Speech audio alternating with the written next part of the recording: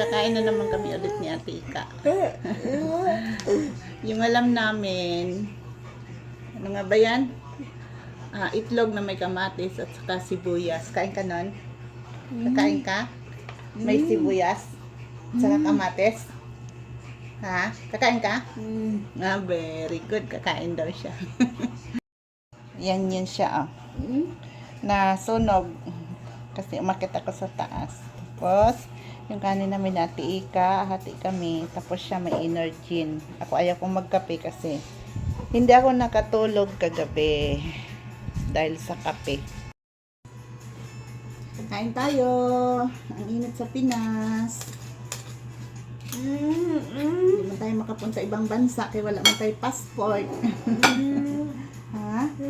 Si Pipa din, hayaan mo siya, walang tinapay eh. Kakain yan, tinapay naman eh. Wala kami pambili tinapay, kaya diet ngayon si Pipa. No? Yung pera mo, bili natin tinapay. Ha? Payag ka? Yung pera mo, bili natin tinapay. Pakain kay Pipa. Oh, bakit pa Kamay. May kamay eh. May kamay ka ba? Ha? Minsan lang ako nagpapakain sa kanya kasi marami akong ginagawa. Ngayon tulog pa si ate, kuya at si bunso. Kaya gutom na daw siya. Tapos wala yung papa niya. Naglalamob yung papa niya. Kaya ako ngayon. Nara. Hindi.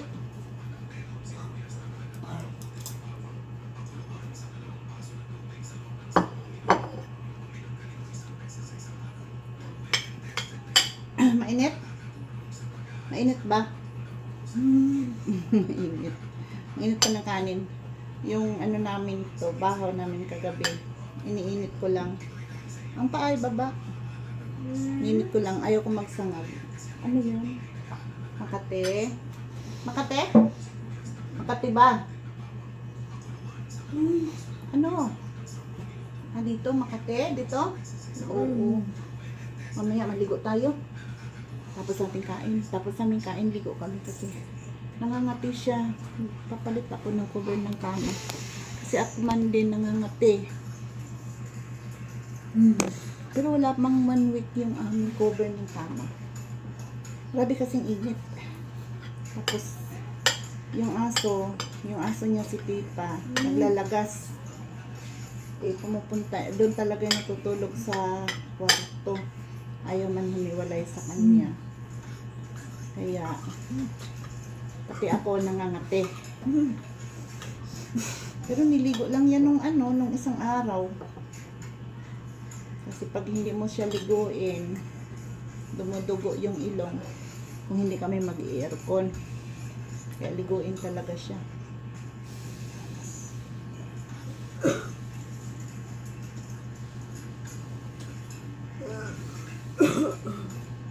Kain tayo ninyo. Ulam namin ni Ate Ika. Masarap. Masarap. Minsan ayaw niya kumain ng may sibuyas. Ang ginawa ko ngayon, kasi kumakain siya ng kamatis. Ang ginawa ko ngayon, pinino ko paghiwa yung sibuyas para hindi maramdaman ng dila niya. Kasi maganda ang sibuyas. Ako gusto ko yung sibuyas. Lalo na pag dahon sa mga ganito. Kaso lang tinamad ako kumuha ng dahon ng sibuyas sa taas. Marami akong tanim na dahon ng sibuyas. Kaso lang ilang months na yan, kailangan ilipat siya. Kasi parang yung lupa ko kasi nilalagyan ko ng mga pinagbalatan ko ng mga gulay. Kaya pagka tapos lagyan ko ng lupa, tapos taniman ko ng sibuyas. Pagka matagal na, napunaw na yung mga pinagbalatan, nagiging lupa na siya, kumukunti na siya. Yung isang pot, nagiging 1/4 na lang pag natunaw na yung pinagbalatan ng mga tawag dito, ng mga gulay. Lahat na pinagbalatan ko. Yun ang ginagawa kong lupa. Mayroon na ako doon 3 taniman ko yun ng pichay. Yung aking mga alugbati, ang hahaba na. Wala akong time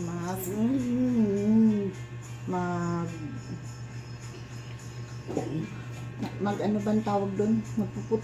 Putulin para lumago. Wala akong time. Marami akong ginagawa.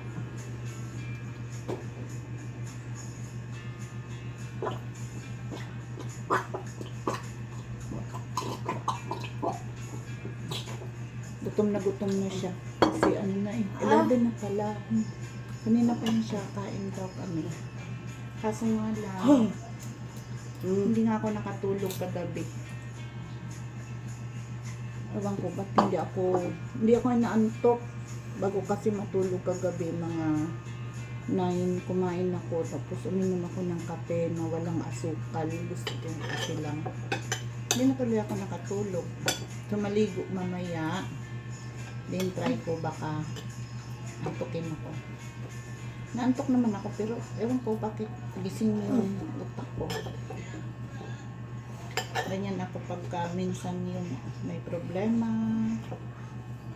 Hindi ako nakakatulog ng maayos. Dami kasing problema. Problema sa financing. Dami namin ngayon problema. Pero okay lang. Karaos din. Problema ko yung utang ko.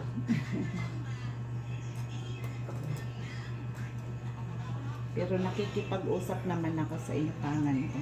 Kasi ayaw ko yung lumagpas na ako sa due date, sa usapan, tapos hindi pa ako nakapagbayad, hindi ako nakapagbigay ng tubo, tapos yung syempre ang inutangan mo mag-aantay yun. Nakikipag-usap naman ako, bubuelo lang ako.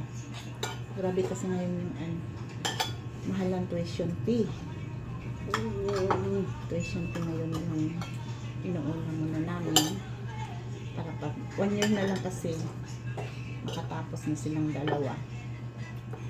So okay na. Sana okay na. Makatapos na rin sila. Yung bunso ko, matagal pa yun. 4 years plus 2 years, 6 years plus second year pa lang siya ngayon. Plus 2 years, 8 years pa mag-aaral. Grabe naman din yung pag-aaral ng mga bata. Katagal-tagal, para bang pinahirapan yung mga bata, pinahirapan yung mga magulang. Oo, mayroong mga free na school, free yung tuition fee. Ang problema, kung ang kurso ng bata ay wala doon, hindi available. Yun ang mahirap. Tulad ng dito sa amin malapit yung may kolehiyo sa amin, university. Malapit lang, nilalakad lang muna sa bahay namin. Ang problema, wala yung kurso ng panganay ko. Kaya napilitan kaming magpaaral sa malayo. Hindi naman ganun kalayo kasi pwede rin naman lakarin. Kaso lang, siguro nasa 3 kilometers. Pero, syempre, minsan pagka nagmamadali, kaya marami akong utos, magastos.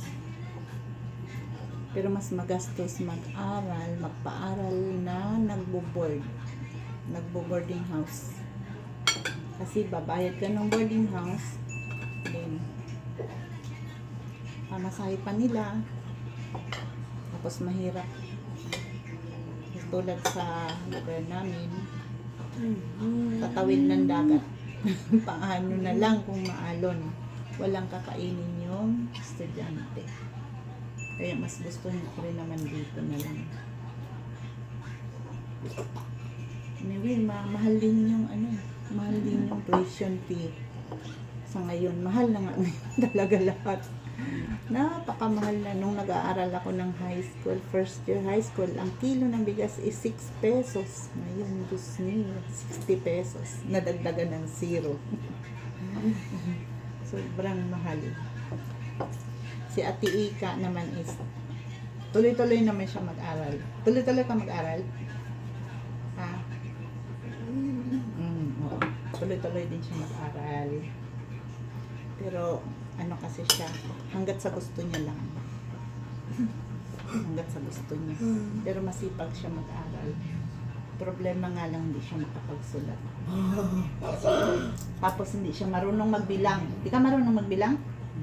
Hindi ka marunong magbilang?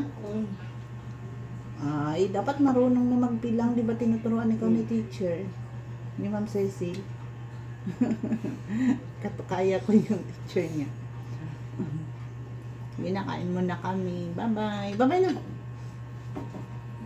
Bye-bye na, bye-bye. 11 na yung almusal namin. Bye-bye na. Bye-bye.